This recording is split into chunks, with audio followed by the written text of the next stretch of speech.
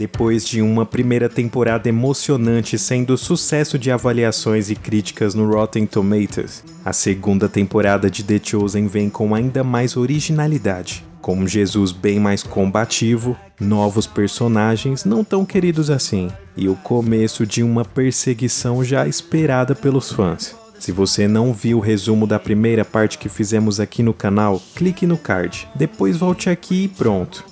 Fique por dentro de tudo que você precisa saber antes de começar a maratonar a terceira temporada, que já tá chegando.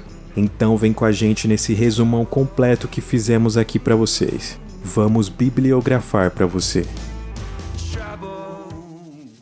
Nos primeiros minutos somos surpreendidos com um epílogo, nos mostrando alguns dos discípulos envelhecidos pelo tempo e sendo entrevistados por João, que estava escrevendo um livro a partir de seus relatos e de suas memórias particulares. Através dos diálogos, ficamos sabendo que Tiagão havia morrido e temos um rosto novo que ainda conheceríamos ao longo da temporada. Então, voltando ao início de onde a temporada anterior havia parado, seguimos para Samaria, onde Jesus estava pregando pela cidade e conquistando boa parte dos samaritanos, que normalmente eram muito rudes com os judeus, por conta de um conflito histórico entre esses dois povos. Ali, Tomé finalmente se junta por definitivo aos outros discípulos, e ele não vai sozinho. Ramá também passa a acompanhá-los a partir de agora. Tiago e João são os únicos designados por Jesus a não ficarem na cidade, e sim trabalharem em um campo aos arredores. Aquilo fez eles pensarem ser algum tipo de exclusividade, e foi engraçado vê-los disputando a liderança do grupo com Simão. Ao anoitecer, Jesus os levou para jantarem na casa de um homem chamado Malaquias, que atualmente passava dificuldades com sua família, por ter uma de suas pernas inválidas e não poder trabalhar. Malaquias conta a Jesus que havia sofrido um acidente devido a um assalto mal sucedido que o fez cair de um cavalo, deixando-o daquela maneira. Mas compadecido com a sua história, Jesus o perdoa de seus pecados e pede para que a partir daquele dia ele se dedicasse aos estudos da Torá. E antes de encerrarem o dia, eles se hospedam na casa de Futina, a mulher samaritana que conheceu Jesus no poço e que teve sua vida restaurada, se tornando uma grande admiradora de Jesus.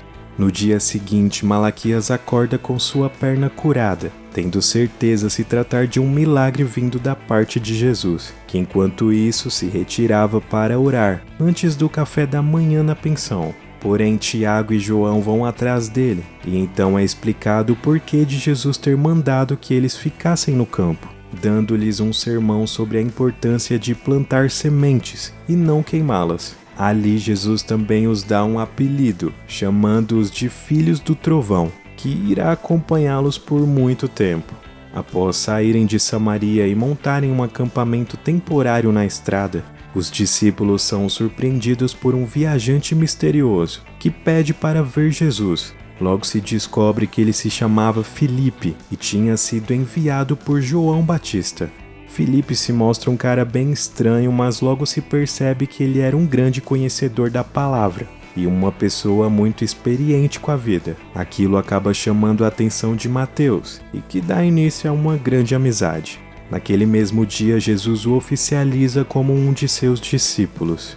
A pedido de Filipe, o grupo parte para Cesareia, com o intuito de visitarem um de seus amigos, chamado Natanael, que era um arquiteto, porém passava por dias difíceis. Após perder seu emprego, ele havia desistido de tudo e se entregado à amargura inconsolavelmente. Filipe é quem o apresenta a Jesus, que apenas com uma única conversa o faz compreender ser ele o Messias e o chama para também ser um de seus discípulos. No capítulo 3 temos uma referência direta ao versículo de Mateus 4:24, que inclusive dá nome a esse episódio. Se trata de um longo e cansativo dia no acampamento, onde todos estavam ajudando Jesus a lidar com uma multidão de pessoas. É retratado as dores, as angústias, as dúvidas e conflitos internos que aquela vida na estrada estava gerando em cada um deles. E ao redor da fogueira acontece até mesmo uma discussão acalorada entre Mateus e Simão, que faz o clima do jantar ficar bem tenso.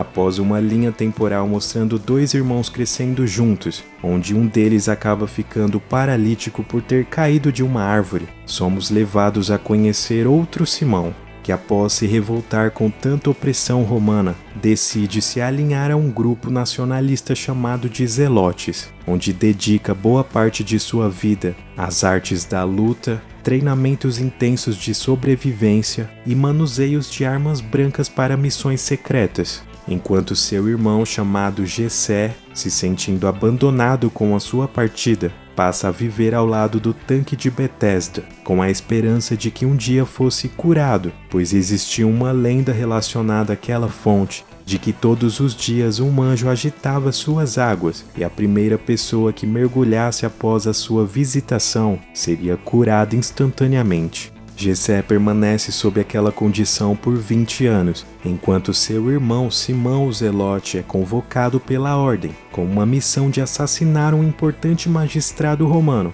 e dar início a uma revolução em Jerusalém. Mas o que ele não sabia era de que um agente investigativo de elite da polícia secreta, chamada Áticos, estava seguindo seus passos e se preparando para capturá-lo em uma armadilha.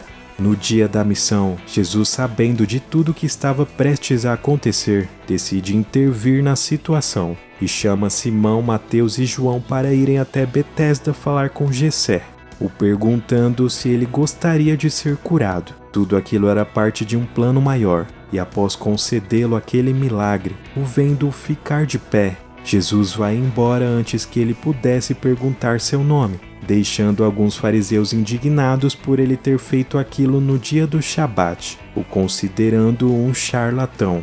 O milagre de seu irmão Jessé mexeu profundamente com Simão, que acabou desistindo de sua missão e deixou de vez inclusive a ordem dos Zelotes para ir em busca daquele do qual ele havia esperado conhecer até então.